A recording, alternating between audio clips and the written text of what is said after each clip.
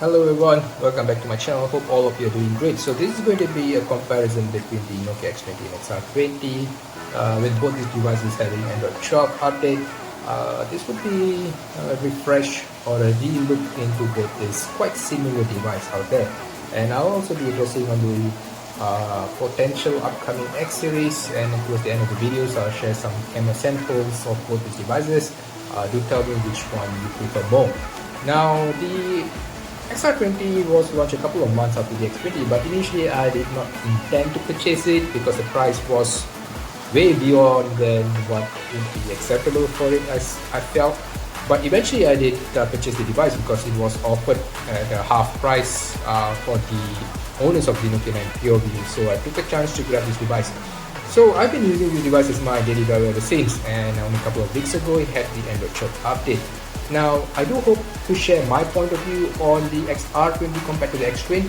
We're going to look into the differences mainly and whether or not the differences justifies its purchase. Now, do note that the XR20 is about USD 200 more than the X20.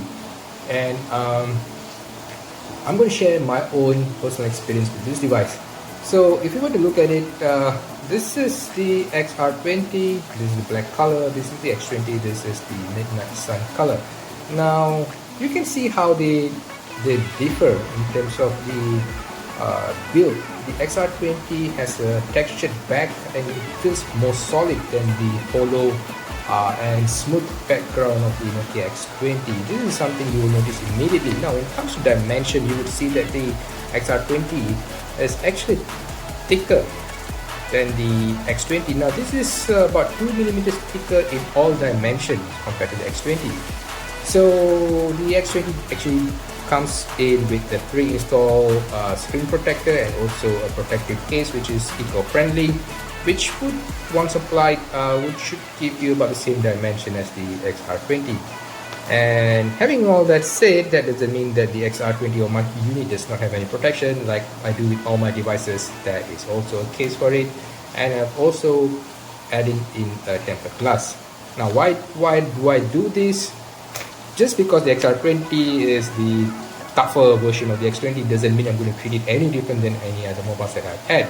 I'm going to carry it the same way, I'm going to take care of it the same way, and I do hope that it would stay the same after many years, like all my other previous legacy Nokia devices that I've collected. So this is where it is important. Does it really matter to us? Now, the XR20 has a lot of addition in terms of hardware to make it stronger. It is IP68 protected. It is supposed to last or supposed to survive a drop of up to 1.8 meters of height. Can be submerged in water up to 60 minutes for a depth of 1.5 meter, and it is protected by chromium Gorilla Glass Victus on the front. All this translates to a tougher device. My question is, do you actually really need them? Because you could probably get away with having an extra case, probably a tempered screen on top for a much cheaper price. So in my honest opinion, I actually don't really see the selling points of it as a driving force for me to purchase the XR20. This is one of the reasons why I did not initially purchase the XR20. So what I'm trying to say is that for just a couple of dollars more, you could probably add in a better protection of the X20, having a better screen protection on the front, and you would have the same assurance as you use with the XR20. Only difference would be the IP68 protection in the event the phone accidentally drops into the water. So what I'm trying to say is that despite all that is being promoted for the XR20, it doesn't change my usage scenario. I'm not going to be dipping my phone into the water or simply dropping it or simply using the device to crack open anything that I were to come across to. I'm still going to treat it the same. Now, I'm talking this based on my personal opinion as someone who is not into many of these aggressive activities. But of course, the usage scenario might be different for people. And this is where I think the XR20 actually really matters. For those people who are involved in risky activities such as climbing mountains, trekking, adventurous things, something on that line, or demands of work that requires you to be in dangerous places where there's a risk of dropping, falling, or working from heights, then of course the XR20 is the device to go for. But for the commoners like us with the more or less like an office type of job, the X20 with some additional protection will probably give you the same amount of assurance. So having all that said, both these devices running on Android 12, and the Android 12 update is pretty pleasant on both of these devices, but there are some minor hiccups that I've noticed. With Android 11, both of these devices have some stupid issues that it should not be happening in the year of 2022. One of them is inconsistent charging. So if you were to connect to the power source, it will show charging rapidly, but in actuality it doesn't charge at all, or it just trickle charges. Happened a couple of times with Android 11 built on both of these devices. Have yet to experience them on Android 12. So if it does crops in later, I'll update in my Twitter. And with Android 12, I noticed that the X20 doesn't save images, similar to how it is with my Nokia X20 5G. So X20 doesn't save images, especially ones that are activated through double tapping the camera, through the power button, and night images, it doesn't save. Not experienced that with the XR20 5G, but with the XR20 there's still one issue they have not rectified, which is the ultra sensitive power button. So for some reason, instead of double tapping to activate the camera, a single tap activates the camera, because the XR20 has already pre-registered a single tap by just holding it. So that's how sensitive it is, which is still not addressed at the moment. Now in terms of battery life, to be honest, I feel that the X20 has much better battery life, or at least a standby battery compared to the XR20. I probably think that this is because of the ultra sensitive touch button, which is actually active all the time. So other than some design cosmetic changes, some tougher end built on the XR20, they're essentially the same. But there is one cool feature that I really like with the XR20, which I really hope that HMD Global goes back to the drawing board and think about implementing this for all the devices. And if you could see this, I hope you could see now this button here. Now this is meant to be an SOS button, but it also can couple as any other task that you want it to do. So for my device, what I do is to have this as a button to take screenshot. So just with a click, I'm able to take screenshots. So this is very important for me because I'm involved in work that requires a lot of reading, checking articles and whatnot. So with just a single tap, I'm able to execute the screenshot instead of just fiddling it around for some settings or double combinations of buttons. So this is one thing that I really appreciate on the XR20. I do hope that HMD Global could have some agreement with Google to remap the button here, so we could actually use that. It would be much useful than having a button that most of us would not use in 95% of the case scenario. Now, let's address what's upcoming. The future X series, how would it be? So there are a lot of people been asking whether Snapdragon 480 Plus is suitable to replace the X20. Now, I'm going to address two scenarios. You can read further in my article written in Nokia Power User. So in the first scenario, this is just a hypothetical situation. So in the first scenario, what happens is that they actually use the Snapdragon 480 Plus processor. So if they were to use a Snapdragon 480 Plus processor, do note that there might not be a major bump in the naming convention. So it won't be an X30 or X40. It would be like what the rumor says, probably an X21, a refreshed version of the X20 series.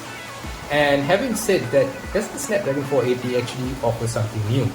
To be honest, nothing much is there. Probably some improvement in connectivity, some improvement in the gaming performance. Essentially they're about the same. Even the camera specification would be maxed out similarly to how the X20 is or the XR20 is. Nothing new there. They might actually entice buyers with having a larger battery and also one that supports a faster refresh rate. So SD480 Plus does support faster refresh rates up to 120Hz, and I don't see this as something that is going to be omitted on the X series, because the G21 already features a 90Hz faster refresh rate. So it's only wise to introduce whatever X series they come up with next with a faster refresh rate. So in terms of camera, like I said, we are not going to expect anything new from that department. They are about the same. So a fast refresh rate, probably, wireless charging, maybe, and essentially they are about the same.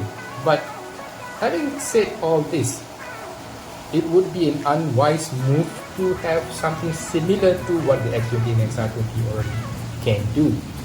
Both these devices are still in the pipeline to get future Android built, so they are still relevant device. So a minor bump in the device might not go well with the Nokia fans out there. It won't really mean that people are willing to purchase the XR or the X21 just because it's running on the Snapdragon 480 Plus processor. So it really doesn't make sense, but it's hard to tell with HMD Global. So the other situation is that instead of the Snapdragon 480 processor, we get a more potent mid-range processor, the Snapdragon 695. This is where things becomes interesting. This is still pure speculation, but if we were to look back into the rumors that has been followed by for the past couple of years, especially the Nokia 7.3. Now, Nokia 7.3 was supposed to be made available along with the launch of the or release of the movie, the No Time to Die. We do have a glimpse of a device that looks similar to the Nokia 7.2 in certain aspect, especially the design aspect of it, and there were rumors saying that this is Nokia 7.3 running the Snapdragon 695 processor or 690 processor at that time.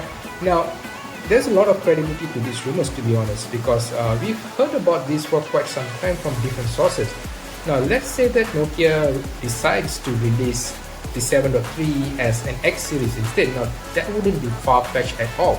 So, the design itself would actually go well with the pre-existing X20 series design because they do have the similar central circular symmetrical camera on the back.